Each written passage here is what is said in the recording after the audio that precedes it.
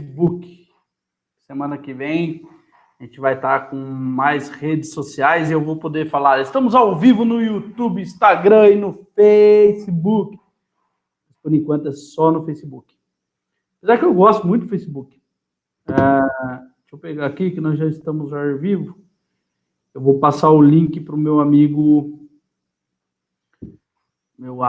de fé, meu irmão, camarada, Wilson Toledo. Deixa eu só pegar o link aqui para você, eu já te mando agora. Ainda não apareceu na página. Tem uma fraçãozinha de tempo aí para poder ir e notificar as pessoas que nós estamos ao vivo. Já recebi. Aqui, já estou mandando o link no seu Zap. E você já compartilha com os amigos. E eu quero dar a boa noite para todos os seguidores, para todo mundo que vai assistir essa live. Hoje é 25 de março de 2020. Está voando. Não sei para você, Will, mas está impressionante a rapidez que as coisas estão acontecendo. Há um mês atrás a gente não fazia ideia do que a gente ia viver, dessa crise toda. Há um mês atrás eu tive uma reunião de investimentos e o cara falou assim, cara, investe em ações que você vai arrebentar. E eu fiquei... Arrebentou. Arrebentou. Eu falei, caramba, né? Aí eu tava vendo lá o burbúrio lá na China, eu falei, meu, esse negócio estoura, né? O que acontece? Aí eu segurei um pouquinho, aquele pouquinho que a gente tem, sabe aquela gordurinha? Falei, cara, eu vou dar uma segurada. E foi o que eu fiz. E eu acho que essa medida foi inteligente. Eu vou acabar pagando conta com isso tudo, né? Se as coisas não mudar. Enfim, hoje nós estamos com Wilson Toledo. O Will é um amigo. Eu conheci ele numa situação inusitada. Nós dois estávamos encabeçando um trabalho voluntário para até então candidato a deputado estadual, um menino do Novo, o deputado do Vale, Sérgio Victor. E, cara, como a gente trabalhou, hein? Caramba. Nossa. Depois eu vou pedir para você tecer alguns comentários a respeito desse período aí, que foi muito bacana para mim e acredito que foi para você também. Foi legal pra caramba. Cansativo, legal e glorioso. Will, você não é de São José dos Campos, né? Você é de onde? Da onde é o Will e quem é o Will e por que você está falando de desenvolvimento de tecnologia? Vamos lá, Jeff, obrigado pelo convite aí, prazerzão tá falando com você, brincando com você, conversando um pouquinho. Eu sou da capital do Vale, né, Caçapava, a grande Caçapava, né, no centro do Vale, com seus dois grandes bairros aí, São José e Taubaté. E desde pequeno, aqui em Caçapava, com 18 anos, mais ou menos, fui para São Paulo, passei uns bons anos lá, morei lá uns 15 anos e voltei para cá, porque o caipira não consegue se adaptar na cidade grande, né? Então, estou de volta ao Vale aí, não pretendo sair da minha Caçapava tão cedo na minha vida. Caçapava City. Caçapava City, cidade da Taiada. E você estudou tudo em Caçapava? Não? Você se formou? Não. Eu sou formado em análise de sistemas, fiz faculdade de Direito, mas eu parei no finalzinho na Univap. A minha área toda é focada em tecnologia, né? Eu trabalho com desenvolvimento de software, com tecnologia da informação, tem aí seus 24 anos, mais ou menos. Você vai entregar a sua idade. Então.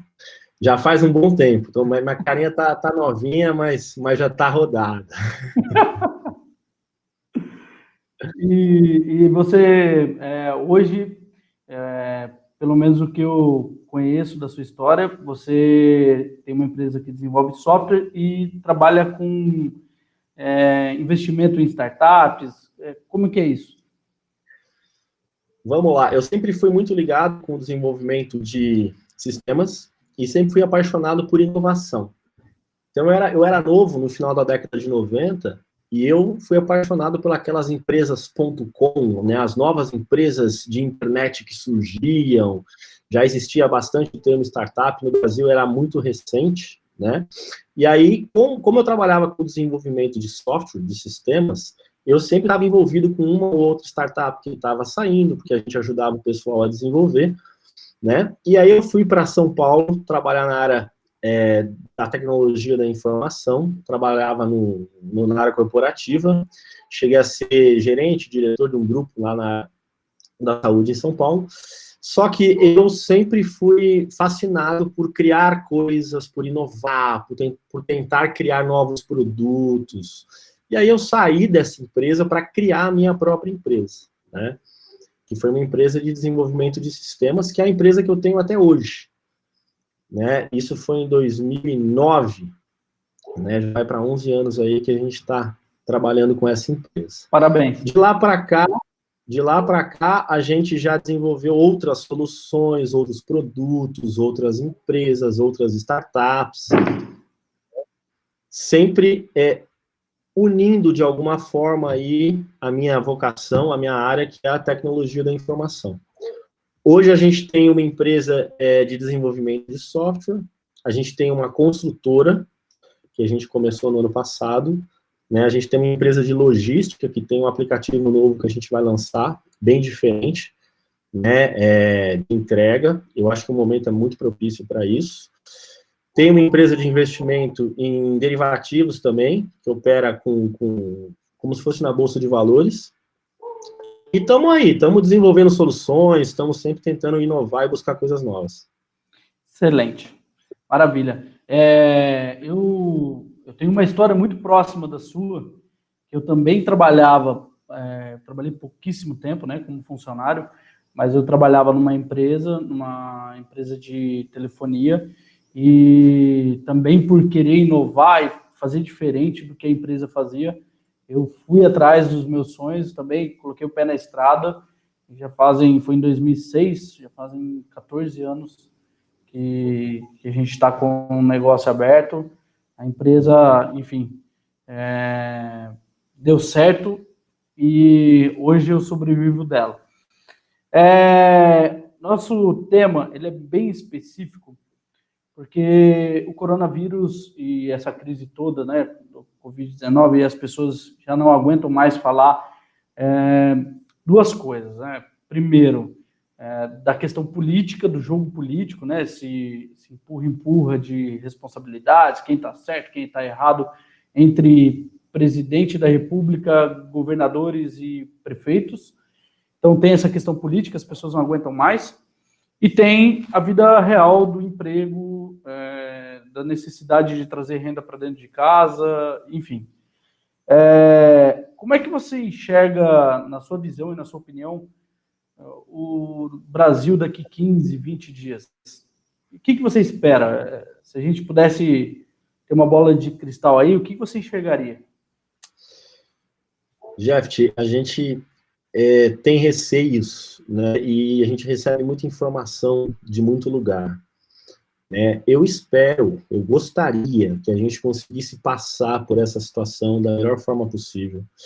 A gente sabe que é muito difícil, né, a gente passar sem ter aí os efeitos colaterais de uma pandemia, né, de um vírus que se alastrou da forma que se alastrou, mas a gente espera que as ações que estão sendo tomadas pelos poderes, que elas gerem o resultado esperado, que a gente não tenha superlotação dos sistemas de saúde, e a gente espera também que nessa linha, né, que a economia ela consiga se restabelecer mais rápido do que está sendo cogitado. Essa é a minha esperança e a minha vontade, né, de ver alguma coisa nesse sentido. Porém, o que a gente acredita é que realmente nós estamos diante de uma das maiores crises da humanidade, né, da humanidade da história moderna, uma das maiores crises econômicas já vistas, realmente é uma ação, né, de forma holística, não tem precedente para o que está acontecendo. A gente ainda não entendeu o tamanho do buraco que a gente pode estar entrando, então é importante que todo mundo tente o mais rápido possível, não só se cuidar do ponto de vista de saúde, mas também se cuidar do ponto de vista financeiro, do ponto de vista profissional, do ponto de vista profissional mesmo, para que a pessoa consiga estar bem posicionada caso realmente aconteça um grande atraso na economia mundial e nacional, né? E nessa linha, puxando para o nosso tema, eu tenho visto e eu pesquisei, eu recebo quase toda hora iniciativas diversas para incentivo para que a gente possa desenvolver alguma coisa e resolver o problema, né, que diminuir o impacto, né, que essa crise está gerando, enfim, e isso gerar através de empregos, de empresas, enfim. Eu vou comentar algumas aqui, aí eu queria a sua opinião sobre essas oportunidades de incentivos, tá? Primeiro eu recebi da Startse. A Startse está dando alguns cursos gratuitos para o pessoal aprender a fazer marketing digital, para você conseguir vender pela internet. Eu acredito que para você hoje começar com tecnologias, se você não souber o marketing digital, iniciar nele, colocar o pé dentro disso, não faz muito sentido. Faz? Acho que é fundamental fazer um curso desse. Com certeza, né? Hoje você tem um canal de venda pela internet que o brasileiro sabe usar muito bem, mesmo sem ter nenhum conhecimento técnico. O brasileiro dá um jeito de criar um grupinho no WhatsApp, de criar uma paginazinha no Facebook, começa a adicionar amigo, e seria ideal que todo mundo pudesse buscar esse tipo de conhecimento, porque o marketing digital ele é uma fonte muito forte de faturamento, é um canal muito explorado pelas empresas hoje, e com certeza, a partir do que está acontecendo, vai ser um canal muito mais explorado. As pessoas vão usar muito mais a internet, a comunicação à distância, todos esses canais, eles vão se potencializar. Então, é sensacional. Show. A FAPESP, quem não conhece, você conhece a FAPESP? É óbvio. A FAPESP em São Paulo, que é um fundo de amparo à pesquisa, né, e ensino do Estado de São Paulo, ela está com inscrições abertas até 6 de abril para duas questões muito ligadas à crise atual. Primeira é desenvolvimento de tecnologia para produtos, serviços e processos para combate ao coronavírus, e outra é pesquisa de suplementos de rápida implementação, tem 10 milhões de reais lá disponível para quem conseguir apresentar um projeto de pesquisa para rápida implementação, algo que possa ser resolvido imediatamente. Para quem tem ideias e tem empresas de tecnologia, é fundamental acompanhar essas oportunidades, né? Com certeza. Diversos são os veículos aí que estão divulgando, né, uma série de institutos, fundações, fundos, né, para pesquisa e desenvolvimento. Eu vi uma série de oportunidades, só que a gente tem um intervalo de tempo muito pequeno para que isso aconteça, né? Então, quem vai buscar esse tipo de recurso são pessoas que já atuam, de certa forma, nesses segmentos, pessoas que já conseguem ter algumas soluções, pelo menos prototipadas, para conseguir lançar esse tipo de produto, né? Que é a minha pergunta, na verdade, é o seguinte: não tem só a FAPESP, tem a Embrap, tem a BS Startups, tem a GovBR, tem a RNP, tem a Fundação Cargill. Várias dessas instituições, associações, né, fundações, têm fundos, dinheiro para disponibilizar para soluções, mas isso, de fato, contribui, não o dinheiro somente, por si só, ele é fundamental, obviamente, mas ele é o ponto crucial, ou para quem monta uma startup, quem tem uma ideia, às vezes o dinheiro não é o principal. Bom, nesse caso específico que a gente precisa acelerar a busca por soluções que ajudem a gente passar por essa crise sanitária que a gente está vivendo, isso é fundamental. O poder público, ele não é capaz, sozinho, na minha visão, de resolver uma série de problemas, e ele precisa que outros pesquisadores, precisa que todo mundo esteja focado em buscar soluções de forma mais rápida, e por isso esses recursos, nem todos vindos do poder público, né, mas alguns deles sim, eles tentam acelerar esse processo, né? Mas para quem está tentando criar um próprio negócio, para quem tem uma ideia, eu acho que o recurso, ele ajuda, mas ele também pode atrapalhar. Né? Eu tenho experiências, tanto na minha vida, quanto de sócios, ou conhecidos, ou parceiros, que o dinheiro, ele atrapalhou. Sim, às vezes, quando você tem um recurso em excesso, você acaba não focando naquilo que você precisa focar.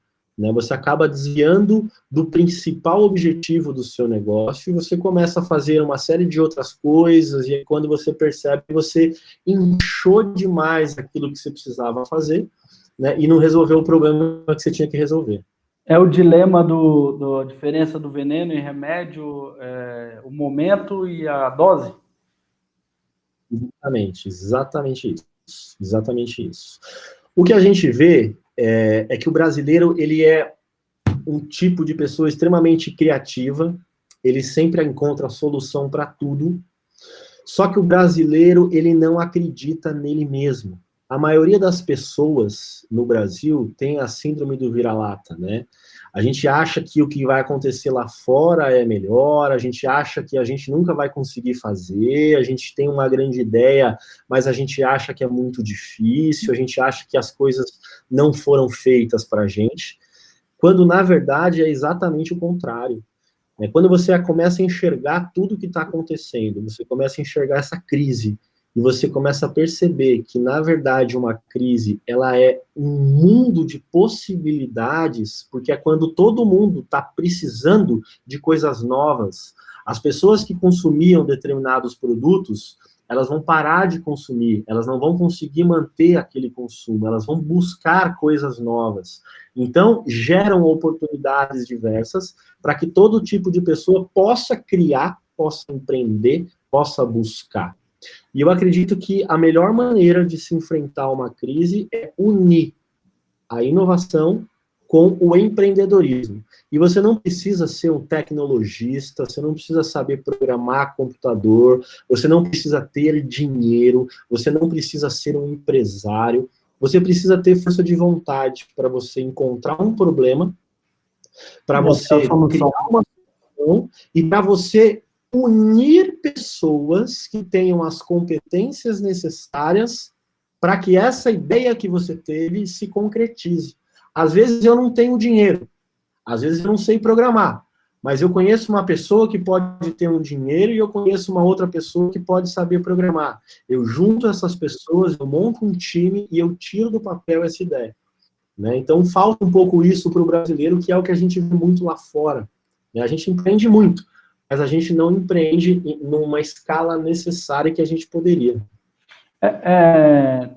Em meio a esse confinamento social, as pessoas estão tudo em casa, tal, é capaz de a gente conseguir criar, ter ideias e tirar do papel em meio a essa turbulência toda, ou você acha que tem um cenário ideal para a gente criar alguma coisa?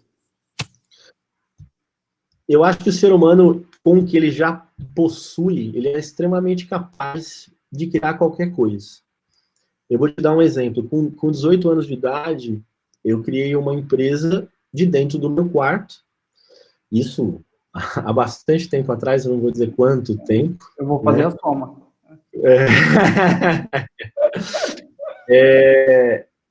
E, na verdade, eu conheci alguns amigos pela internet, a gente começou a desenvolver um site juntos, aí a gente colocou no ar, a gente começou a mostrar para outras pessoas, a gente colocou lá um gateway de pagamento, e a gente criou um negócio e eu não conhecia pessoalmente as pessoas que criaram o negócio comigo.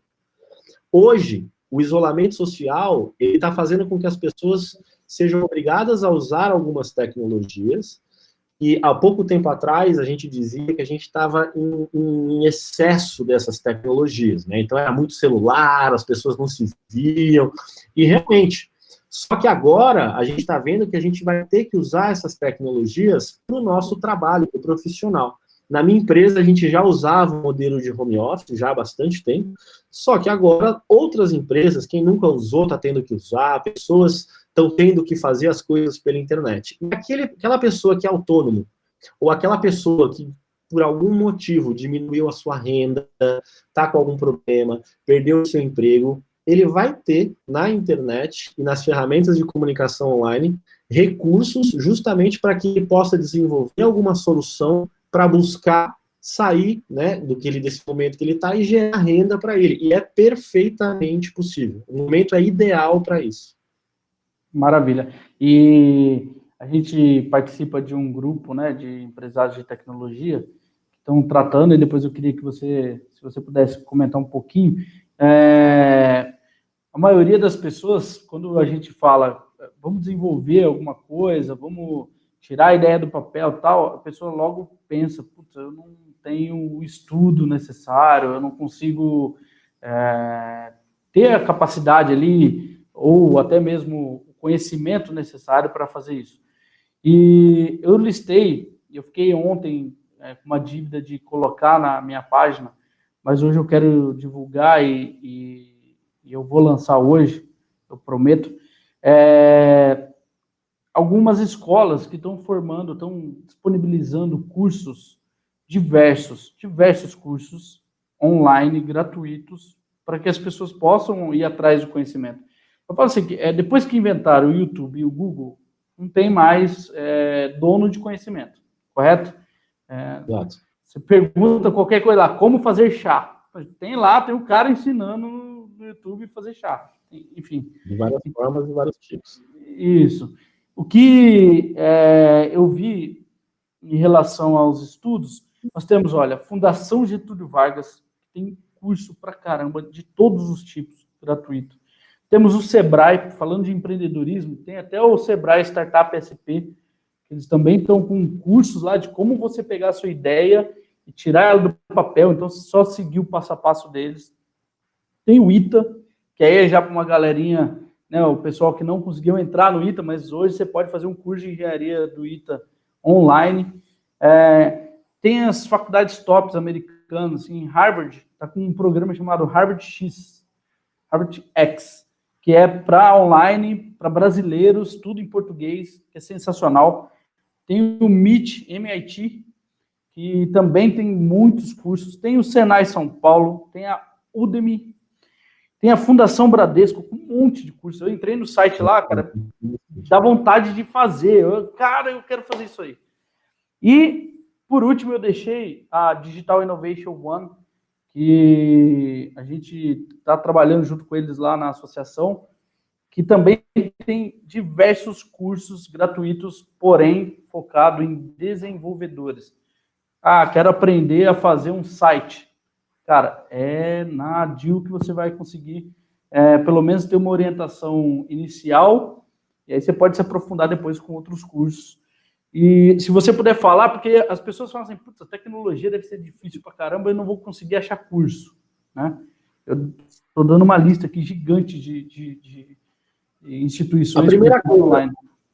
A primeira coisa que todo empreendedor que trabalha com desenvolvimento de software gostaria de fazer é mostrar para todo mundo a oportunidade gigantesca que existe nesse mercado de trabalho. É um mercado de trabalho que você tem diversas faculdades, mas você não precisa ter um diploma para você ingressar nele. Eu tenho muitos amigos que não têm faculdade e trabalham como programadores, como administradores de banco de dados, analistas de seguranças, e não têm um diploma. Então, a primeira coisa que a gente gostaria de falar para todo mundo é que existe um mundo de oportunidades e, a princípio, pode parecer muito complexo, coisa de nerd, mas quando você dá o primeiro passo, como tudo na vida, e como você começa a descobrir aos poucos como que funciona, você vai vendo que não é tão complexo assim. Você não precisa ser um nerd, um geek, para você poder entrar nesse mundo. E cada vez mais hoje, você vê profissionais de outras áreas vindo para a tecnologia, por questões simplesmente de mercado de trabalho. Então, você vê que tem arquiteto que agora virou programador, advogado que virou programador, e cada vez mais isso vai acontecer. Porque o mercado ele precisa de um número tão grande de programadores que a gente não consegue suprir. Isso aumenta a cada ano. E mesmo no momento de crise, profissionais que estão atuando nessa área, eles precisam e vão continuar tendo vagas de trabalho, né? A gente ajudou a juntar algumas empresas em São José dos Campos e no Vale do Paraíba, que são empresas de tecnologia, e a gente está montando lá, né, em ajuda com vocês, com todo mundo, a gente está montando lá uma associação para justamente a gente trabalhar essa questão da mão de obra, porque a mão de obra técnica, ela é muito escassa, então é muito difícil você encontrar pessoas qualificadas para você contratar como programadores, analistas de segurança, designers, etc. Então, a DIL, né, a Digital Innovation One, é uma plataforma que ela ensina você a se tornar um programador totalmente de graça. Ela não cobra nada de você. Basta você entrar lá, você vai ter os desafios, você vai aprender, e aí ela ainda vai te indicar algumas empresas que tenham vagas de emprego, e quando você se candidatar a essa vaga depois de você estudar, e você, caso seja selecionado, a empresa paga uma taxa para a plataforma, então não é você. Então esse momento que está todo mundo em casa, todo mundo em dúvida do que vai acontecer com o planeta, do que vai acontecer com o meu país, o que vai acontecer com a minha cidade, o que vai acontecer com a minha empresa, né? Então é um momento em que a gente poderia olhar essas oportunidades. É claro que você não vai se tornar um programador em um dia, mas também você não vai levar 4 anos para se tornar um programador. Dá para você se tornar um programador entre 3 a 6 meses de estudo. E já tem salários para esse tipo de profissional, de 3 a 6 meses, cara, de 2, 3 mil reais aí, entendeu? Então é um negócio fantástico. Eu ia dar uma de, como que é, o Kleber lá, da Rede TV. Para, não fala de salário. Se fala o salário, vai bombar, Dila. Vai. Você falou de salário de programador fora do comum. Você falou de 2 a 3 mil reais, meu, mas tem gente brigando aí por o dobro disso daí e tá difícil de manter os funcionários. Eu tô falando de alguém que estudou 3 a 6 meses, que não sabia nada, estudou 3 a 6 meses e ele vai ganhar para aprender, ok? Então o cara vai entrar na empresa, ele nem é júnior ainda, ele tá meio que ali estagiando. Aí ele entrou, começou a trabalhar, mais uns 6 meses aí dobra esse salário, com certeza. Tudo depende da pessoa também, Jeff. Mas é um mercado que precisa muito de mão de obra, não tem.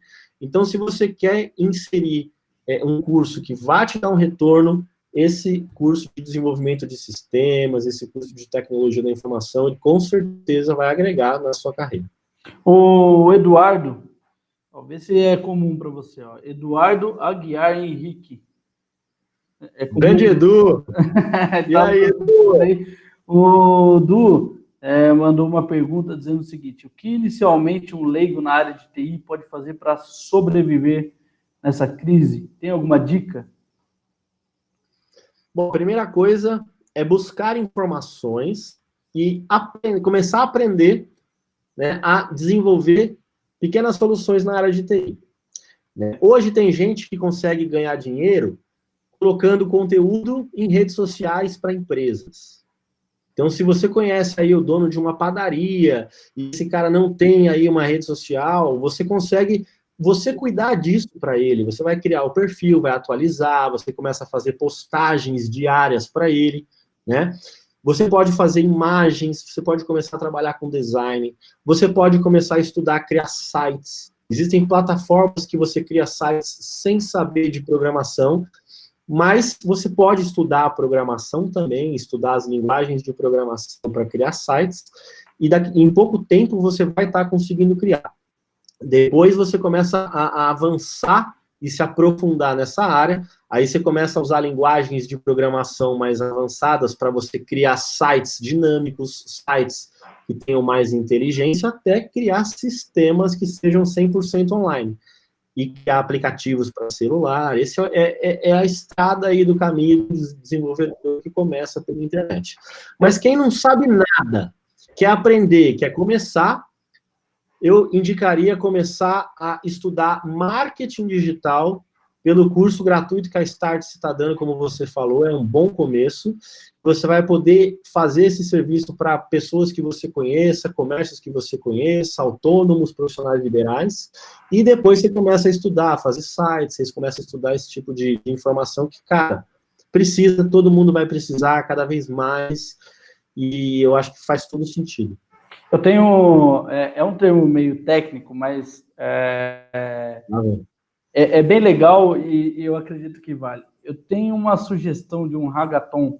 Um hackathon, para quem não sabe, é você reunir vários caras de tecnologia, desenvolvedores, dar uma tarefa para eles, diversa, e esses caras têm que desenvolver a solução, então eles têm uma data, têm um horário, um tempo, formam times. É bem legal, é um campeonato de desenvolvedores. E eu tenho uma oportunidade, Will, que ontem eu comentei e a coisa começou a andar hoje. Eu estou num grupo, eu sou músico, você também é músico, né? Aliás, eu brinco um pouquinho, eu brinco. Ah, excelente pianista. Eu vi você tocando piano. Eu brinco. O menino é bom no piano. O que acabou acontecendo? A gente está num grupo de músicos aqui do Vale do Paraíba, e essa é uma galera que vive muito do cover artístico e de fazer apresentações em bares e restaurantes. Com a crise, não preciso nem falar o que aconteceu, né? Claro. E a maioria deles, assim, tem como principal negócio, a principal fonte de renda, a música. Então, estavam desesperados lá no grupo, tal, comentando, e aí a gente conseguiu identificar uma oportunidade, e aí eu queria ver de que forma que a gente consegue, e aí você vai falar para mim, cara, tem como resolver isso ou não? Que é o seguinte, a gente imaginou um cover virtual. Então, como publicidade, os músicos fariam apresentações cada dia aí todos os demais compartilhariam nas redes para ter um volume de pessoas assistindo, e aí ele faria os jabás ali, falando de alguma pizzaria, alguma lanchonete e tal, e as vendas daquele período da lanchonete, ou através de um código, ou alguma coisa que a gente possa criar, iria toda uma porcentagem, né, iria para o músico que está tocando. O que você acha? É tipo fazer o que a Rede Globo faz com os artistas, porém sem a Rede Globo. É o artista direto com estabelecimento e tal. Você acha que é possível colocar tecnologia nisso? Eu acho que sim, já tem algumas iniciativas nesse sentido. Tem até uma criptomoeda que foi criada para servir, né, nesse sentido, de monetizar aí as bandas que fizessem transmissões ao vivo, pela internet, ou até existem tecnologias onde as pessoas elas começam a querer que uma banda se apresente, e quando tiver um número X de pessoas que quer que a banda se apresente naquele lugar, aí a banda vai, mas já com os ingressos vendidos, é uma venda ao contrário, né? Mas tem várias maneiras de você fazer isso, né? Tudo depende de como que você vai divulgar essa transmissão, como que seria isso, mas dá, com certeza dá. A tecnologia, ela vai funcionar esse tipo, ainda mais agora, né? Que tá todo mundo online aí, ninguém tá podendo se encontrar. Então, bota a banda lá, vamos assistir, cobra R$1 de cada um aí, todo mundo ajuda o cachê da banda, e enfim, assim tem que funcionar. É isso aí. O Renan Monteiro perguntou o seguinte: Wilson, qual a sua visão sobre a área de inteligência artificial e qual a projeção de expansão para esse mercado? Caramba! Vamos para como que fala? IoT, né? IoT é a internet das coisas e a AI é a internet... inteligência artificial. A inteligência artificial, na verdade, ela é um complemento. O termo inteligência artificial, acredito que aos poucos ele vai mudar, porque não é uma inteligência artificial, né? Ela, na verdade, ela é uma ferramenta que ela aumenta a capacidade de raciocínio do ser humano. Então, o computador ele vai processar aquilo que a gente demora para fazer. Né? Então, quanto tempo a gente vai demorar para catalogar todas as imagens do mundo e entender o que é cada imagem? Uma pessoa nunca conseguiria. Os computadores conseguem, o Google está fazendo isso, usando todo mundo aí. Inteligência artificial é um termo que significa agora, né, é uma buzzword aí, significa um termo que todo mundo olha, nossa, inteligência artificial. Na verdade, hoje, todo mundo já está consumindo inteligência artificial. As grandes plataformas de sistemas, né, as grandes empresas online, elas não são empresas do que a gente acha que elas são empresas de inteligência artificial. Então, a base da Netflix, por exemplo, é inteligência artificial. A Netflix, ela consegue fazer com que você assista um filme que é um filme que ninguém conhece quase, porque ela ganha dinheiro assim, ela ganha dinheiro fazendo com que você queira assistir aqueles filmes mais baratinhos e mais simples, senão ela custaria muito caro para ela pagar os blockbusters. Ao contrário do que a Amazon faz. A Amazon quer que você compre aquele produto mais famoso, aquele livro que já está em todas as bancas, por quê? Porque daí ela vai pegar esse livro, vai estocar ele em todos os lugares e fica mais fácil, ela não precisa ter um estoque muito grande em todos os lugares. Então, Apple, Amazon, Facebook, Instagram, né, Netflix, são empresas de inteligência artificial. Pô, e é um mercado... Google. Você não falou Oi? do Google. Você não falou o Google. O Google? Alguém é que o Google já é a mãe, o Google é a mãe das startups aí, né? O Google, com certeza, ele já utiliza a inteligência artificial em tudo que ele faz, desde a pesquisa que você está fazendo, até todo o seu movimento nos sites que você acessa, tudo que você está fazendo, ele está usando essa informação. Dizem aí, né, alguns estudiosos, que o Google já consegue prever o que você vai fazer na tua vida daqui a 2 meses, só pelo histórico que você está deixando aí, o rastro que você está deixando. O Bill Gates utilizou inteligência artificial para poder prever o coronavírus? Essa é a pergunta que está todo mundo fazendo, hein? Eu não sei se ele utilizou inteligência artificial. Na verdade, acho que nem precisava. Né? Ele estava muito envolvido já com o meio social. E aí já era claro para todo mundo, quem vive, né, essa questão de essa demanda tecnológica do social, do mundo, das guerras entre os países, dos problemas que a humanidade vive, como ele vive. A Fundação Gates é uma das maiores fundações do terceiro setor do mundo, né? Então ele ajuda muita gente, ele estuda muito isso daí, ele dedica a vida para isso. E aquele vídeo dele é sensacional, né? Explicando qual que seria o grande problema da humanidade aí, que ninguém estava dando importância, hoje está todo mundo trancado. Cara, duas pessoas... Hoje a gente está relembrando... Duas pessoas que fizeram vídeos que foram sensacionais. O primeiro é o Bill Gates, com toda a qualidade, o que ele segue lá, enfim, maravilhoso. E o outro foi o Cabo Daciolo. Foi o cara que conseguiu prever com certa precisão essa maluquice que ia acontecer. Eu queria dar um abraço e mandar aí o meu muito obrigado para a Edilane Oliveira, ela tem feito bastante comentários, obrigado, continue acompanhando a gente aí. Eu, como sempre, Will, eu tento trazer algumas coisas diferentes para a gente poder rir um pouco, né? E eu sempre pego algumas partes assim,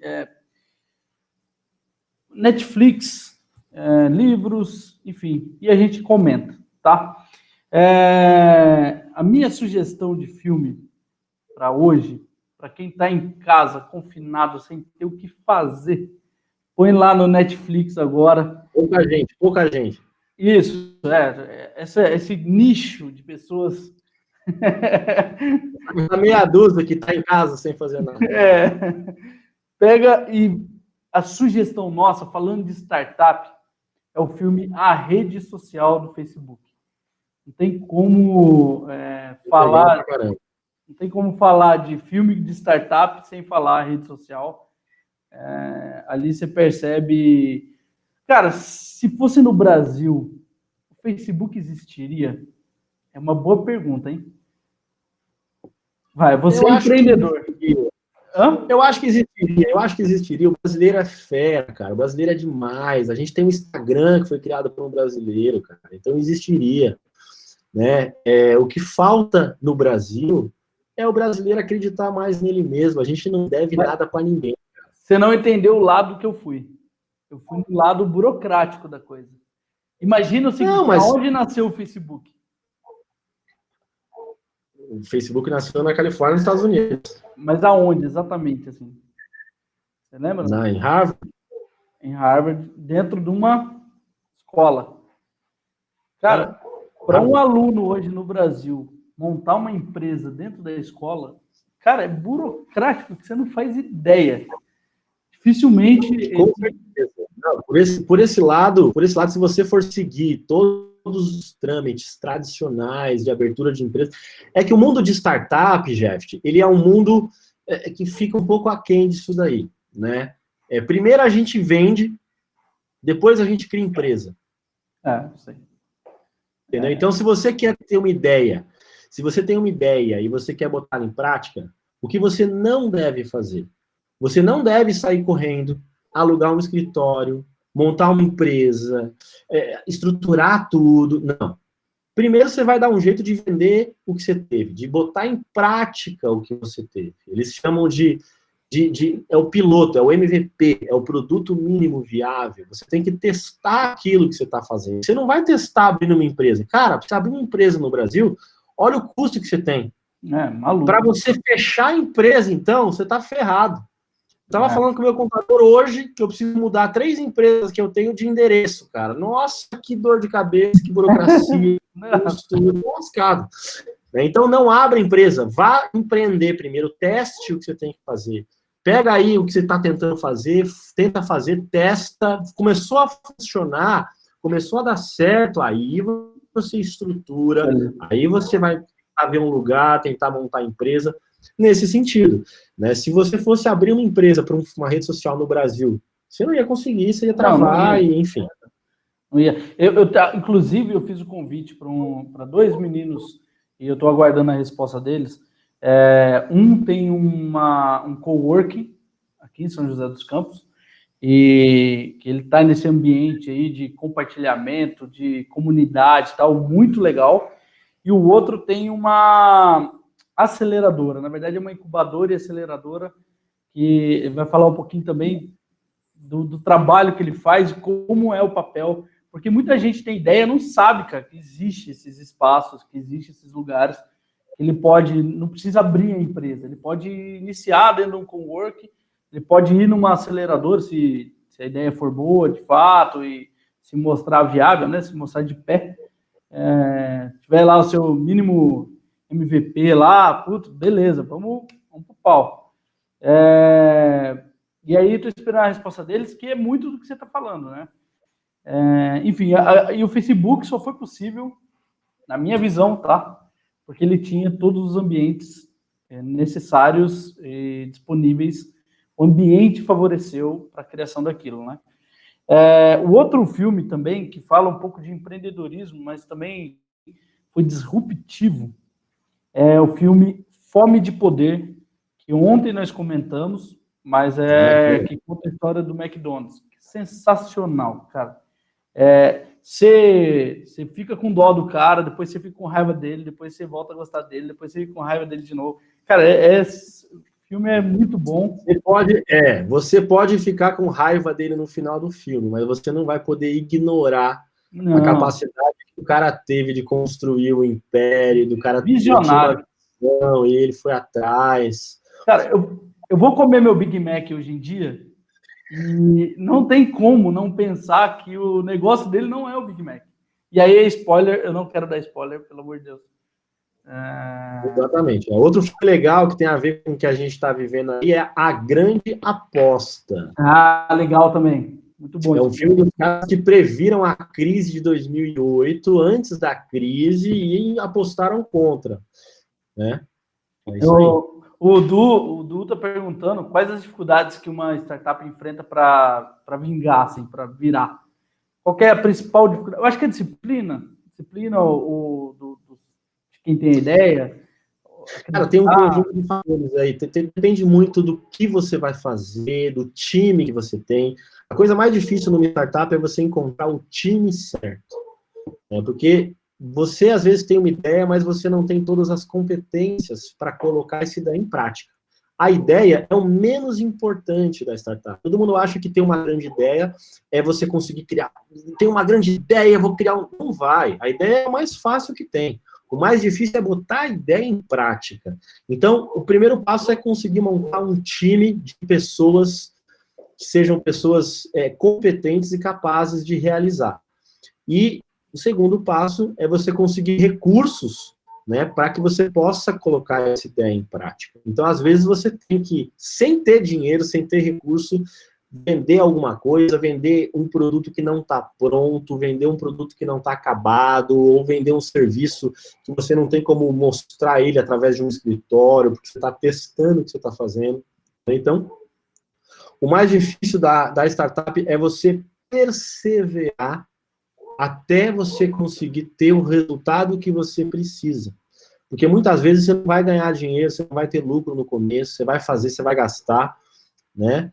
É igual aquele cara que teve uma ideia de vender uma água num envelope diferente. Ele vai ter que ir lá, vai ter que comprar, vai ter que gastar, vai ter que vender. Talvez não dê certo no primeiro dia, ele vai ter que testar no segundo dia, vai ter que testar no terceiro dia. Aquele cara que continua, que vai testando e vai ajustando, é aquele cara que tem sucesso. O segredo do sucesso é você perseverar. Eu acredito que seja isso. É quando a startup vinga, né? Quando você consegue criar o corpo, a condição para você poder alavancar o negócio. Toda startup ela tem duas fases principais. A primeira fase é a fase que eles chamam de validação. Eu vou verificar se essa ideia que eu tenho ela é válida, se as pessoas querem realmente um produto desse, se elas enxergam que esse produto leva algum valor para elas. Então, primeira coisa, eu vou validar, vou pegar aquilo, vou vender para minha mãe, para o meu irmão, para o meu vizinho, e ver como é que eles se comportam. Eles gostando disso, pô, todo mundo está adorando o que eu fiz. Então, a segunda fase agora, que eles chamam que é a fase de escala. Pronto, criei uma ideia que o pessoal quer. Agora, será que essa ideia consegue ser vendida para muitas pessoas? Né? Então, esse é o segundo momento da startup, que é quando ela cresce, quando ela aumenta, e aí vai. Eu estive numa startup 2 semanas atrás, antes de acontecer todo esse lockdown aí, essa quarentena, que ele estava numa terceira fase. Eu aprendi a terceira fase. A terceira fase é quando ele já tem uma quantidade, está escalado, ele tem uma quantidade de vendas muito grande e ele tem que se voltar para o processo interno e redesenhar o processo interno, porque aí a coisa cresceu e ele precisa dar qualidade para a quantidade de clientes que ele tem. Então, cara, eu tive uma aula, ele explicou exatamente quais eram os desafios dele. Ele falou, cara, agora eu não quero mais vender, eu preciso organizar a minha empresa, eu vou passar aí 1 ano montando todo o processo, aglutinando o time, treinando, enfim, para que a empresa ganhe musculatura e possa viver aí por muitos e muitos anos. Eu queria também fazer uma sugestão de livro. Você lê muito ou não? Eu leio bastante. Não tanto quanto eu gostaria, mas tenho lido bastante, sim. Tá. Você já leu esse título aqui, ó? Pô, esse é excelente. O Monge Executivo. Cara, isso aqui é um clássico de empreendedorismo. Para todo mundo assim, que quer começar a empreender. Cara, quero abrir uma empresa, tô cansado de ser assalariado, acho que eu tenho alguma habilidade e quero enfrentar o risco, enfim. Inicia com esse cara aqui que vai te dar uma noção legal. Como eu estou começando com as minhas lives, ela é importantíssima para você iniciar a sua vida empreendedora aí. O Monge Executivo, uma história sobre a essência da liderança. O meu já está bem usadinho, porque eu leio pra caramba ele. Já emprestei por a diferença entre poder e autoridade, né? O Monge Executivo é um clássico e deve ser lido. Eu vou fazer aqui também um merchan um livro que, para mim, cara, é o meu livro de cabeceira, é o livro que mudou a minha vida, e que é o momento que todo mundo lê. Cara, esse aqui é o livro. Pai Rico, Pai Pobre. Sensacional. o que que você... Por que que os caras que têm dinheiro, o que que eles fazem? Como que eles pensam o dinheiro? Eles não trabalham pelo dinheiro, né? Então, eles entendem como que o dinheiro deve funcionar na vida deles. E as outras pessoas que têm ali, né, a nossa vida normal, que não veio de uma família abastada, a gente tem uma maneira diferente de lidar com o dinheiro. Esse livro, ele fala muito disso. Cara, é um divisor de águas na minha vida. Eu comprei esse livro para dar para minha filha mais velha, porque eu acho que é importantíssima ela ler. E, enfim, é isso aí. O Daniel, meu irmão Daniel, fez uma pergunta. Queria saber como funciona crowdfunding. Como é que, para as startups, como é que funciona essa questão do... É possível vaquinha ou... O crowdfunding, ele é exatamente a vaquinha. É uma modalidade de captação de recurso que você vai fazer utilizando plataformas que já existem, né? Já tem algumas aí no Brasil e fora do Brasil, que você lança uma ideia de um produto, você tem uma ideia legal, mas você precisa de uma grana. Então, eu quero construir um mouse que parece um cachorro.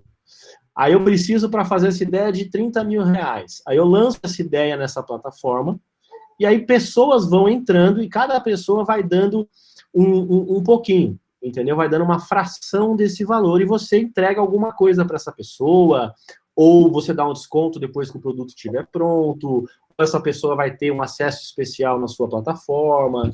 No Brasil, você pode fazer captação do modelo de crowdfunding utilizando no máximo até 5 milhões de reais. Então, é um valor que não é o ideal, lá fora já é um valor bem mais alto, mas já dá para você conseguir criar grandes coisas aí usando esse modelo de captação coletiva. É bem interessante. Perfeito. Nós estamos falando bastante de startups e eu queria destacar, eu participei, estando com o deputado Sérgio Vitor, da organização de um evento que ia acontecer, agora não sei se está suspenso, mas acredito que talvez aconteça, que é o marco legal das startups com o relator do projeto na Câmara dos Deputados, o deputado Vinícius Poit, e vai acontecer aqui em São José dos Campos, que é muito legal, porque tudo que o Will está falando é da experiência dele, e a pergunta, e eu não queria aprofundar muito, mas a pergunta que não quer calar é: qual é a definição de uma startup? Startup é uma palavra que surgiu nos Estados Unidos alguns anos atrás e que significava aquela empresa que ela foi criada na garagem, né, uma empresa exatamente como eu falei, que não é uma empresa com escritório, é uma pessoa, um jovem ou um grupo de jovens que se juntam com uma ideia e eles começam a criar um negócio. Esse negócio, normalmente, ele é uma ideia diferente do que das coisas que já existem, e ele tem, de certa forma, tecnologia envolvida. E o objetivo desse negócio é fazer com que ele consiga vender o seu serviço ou o seu produto para um número muito grande de pessoas, sem precisar ter filiais em todos os lugares do mundo. Então, eu vou criar um site, esse site ele vai criar músicas personalizadas para as pessoas do mundo inteiro. Eu vou lá, crio o nome do site, começo a criar músicas, isso daí é uma startup. Aí eu preciso de dinheiro para fazer propaganda, então eu vou lá, busco um investimento, ou faço o crowdfunding, né, que nem o Daniel falou, e começo a investir nesse site. Aí ele vai crescendo até o momento que ele se torna uma empresa, que daí eu vou buscar mais investidores, eu vou fazer ele crescer. Mas a startup é exatamente isso, uma empresa de tecnologia que ela nasce pequena e consegue crescer de forma rápida, atendendo um grande número de pessoas. Agora imagina um burocrata lá em Brasília definindo startup. Esse é o desafio, Então, assim, a gente sofre nesse país, viu? Complicado. Eles estão com várias ideias. A nossa sorte é que caiu na mão do Poit, que tem startup, ele tem alguns negócios nessa área, e com certeza ele vai tentar fazer o melhor texto possível e está abrindo oportunidade para a gente contribuir. E com certeza, assim que a gente tiver a data e a confirmação do evento, dessa audiência pública, a gente vai colocar aí na página para todo mundo participar. Will, quero agradecer você por ter participado dessa live. Obrigado mesmo. Já até passou do horário. A gente passou um pouquinho do horário, peço desculpas, mas quando a conversa é boa, a coisa se estende. Legal pra caramba. Fica à vontade aí, pode falar o que você quiser. Vamos que vamos.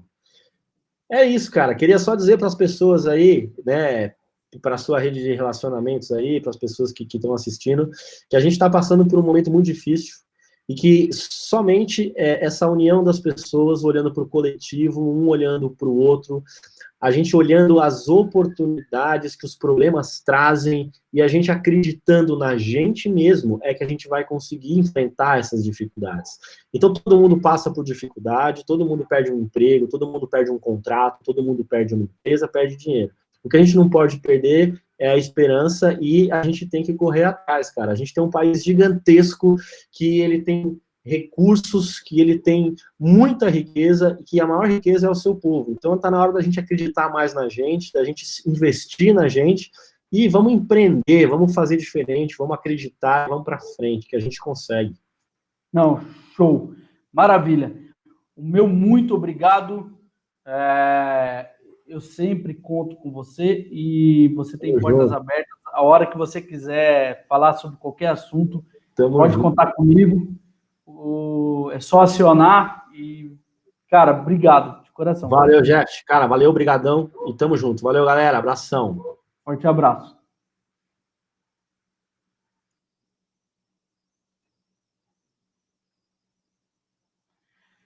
Pessoal, eu vou terminando por aqui e eu não poderia deixar de atualizar a situação da nossa crise aí do coronavírus.